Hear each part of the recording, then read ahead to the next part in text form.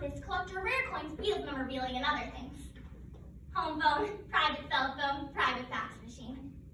I don't have a fax machine yet. I've only been on a limousine twice in my life, and well, the first time was terrible. I asked Mom if we could go by school, and she said no, school's not on the way to the cemetery. Why not? I asked, which I actually thought was a pretty good question, because why not? It's not like we were actually burying him or anything. September 11th, 2001. A day in American history that has gone down in infamy.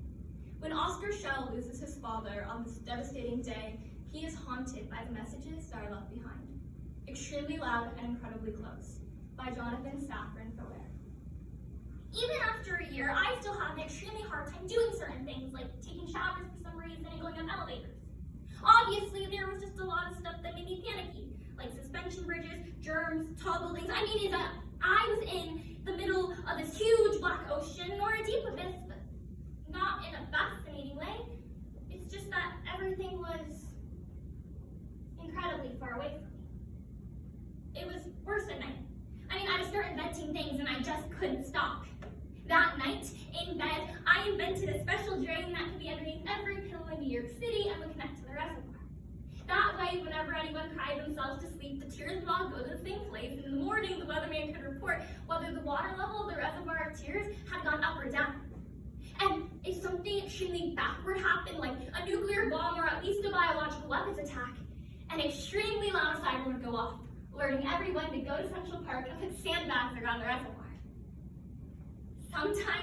Sometimes I think it would be weird if a skyscraper moved up and down while elevators stayed in place. That way, if you wanted to go to the 95th floor, you would just press the 95 button and the 95th floor would come to you. This could also be extremely useful because if you're on the 95th floor and, well, say it's a plane that's below you, the building could take you to the ground and everyone would be safe. Dad always used to tuck me in at night, and he'd tell the greatest stories, and we'd read the New York Times together, and sometimes he whistled "I Am the Walrus" because it was his favorite song, even though he couldn't explain what it meant, which frustrated me. When he was tucking me in that night, the night before, the very worst day, he kissed me on the forehead, said goodnight, and then he was out the door. Dad? Yeah, buddy? Nothing. And so the next time I heard his voice is when I came home from school the next day. We were let out early because of what had happened. And I know it was 10:22 when I got home because, well, I checked my watch a lot. Message 1, 8:12 a.m. Hello? It's Dad? Michelle? Hello? Are you there? Listen, something's happened. I'm okay. Everything's all right. They're just telling us to stay where we are and wait for the firemen to come up. I'll call again soon. I knew I could never let Mom hear the messages. So what I did was take Dad's emergency money from the dresser, and I ran down to the Radio Shack in Amsterdam. It was there on TV I saw the first building had fallen. I bought the same exact phone, ran home and recorded the message from the first one onto it. I took the old phone and I wrapped that in a scarf, and I put that in a bag, and I put that in another box, and I put that in a box, and I shoved it in the closet and a bunch of stuff. That night, when I took the phone out of all of its protections to listen to the messages, even though the volume was all the way down, so Dad's voice was like, Mom, he still filled the room, like how a light fills a room, even when it's dim. Message 2, 9:12 a.m. It's me again. Dad? Hello? Are you there? Listen, I tried calling the office, but no one's picking up. I just wanted to see if you'd heard what's happened, but I'm fine. Everything's still all right. I just wanted to check in. I'll call again soon. Hopefully the firemen will be up by then. Message 3, 9:31 a.m. Hello? Hello?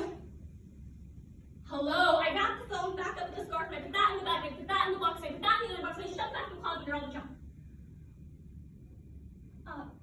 A lot of the time, I think about those 4.5 minutes between when I came home and when Dad called. The elevator for the last time. I opened the apartment door. I set my bag down. I took off my shoes, like like everything was wonderful. But what I didn't know in reality was that everything was actually horrible. I mean, how could I? And then I went to the phone and I listened to the messages, one after another. Message 4, 9:46 a.m. It's me again. Dad? Tell Michelle hello. Are you there? Pick up, please. Please, just pick up the phone. Things are getting crazy around here. There's a helicopter circling around for some sort of evacuation. Pick up. Hello, are you there? Hello, pick up, please. Just pick up. Why didn't he say goodbye? Why didn't he say I love you? But here's the thing I've never told anyone. After all the messages finished, the phone rang. It was 10:26. I went to check the caller ID, and when I saw it was his number, I just couldn't move. I just couldn't. I wanted to pick it up, I really wanted to, but I just couldn't. It rang, and I just couldn't do it. And then the answering machine went off, and I heard my own voice. Hi, you've reached Shell Residence. Please leave a message. Are you there? Are you there? Are you there? He needed me, and I just couldn't do anything. He just kept asking, are you there? And he has 11 times. I know because it's more than I can count on my fingers. Why did he keep asking, and why did he say you? Are you there? You is just one person. Sometimes I think he knew I was there, like maybe he was just giving me enough time to be brave enough to just pick up. Although there's just so much space between the times he asked, there are 15 seconds between the third and the fourth, which is the longest amount of time. In the background, you can hear people screaming and crying and glass breaking, which makes me wonder if people were jumping. Are you there?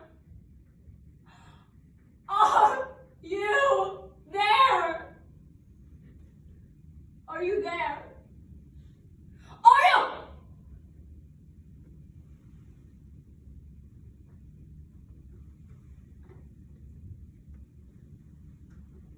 I timed the message. And it's exactly 1 minute and 37 seconds long, which means it ended at 10:28.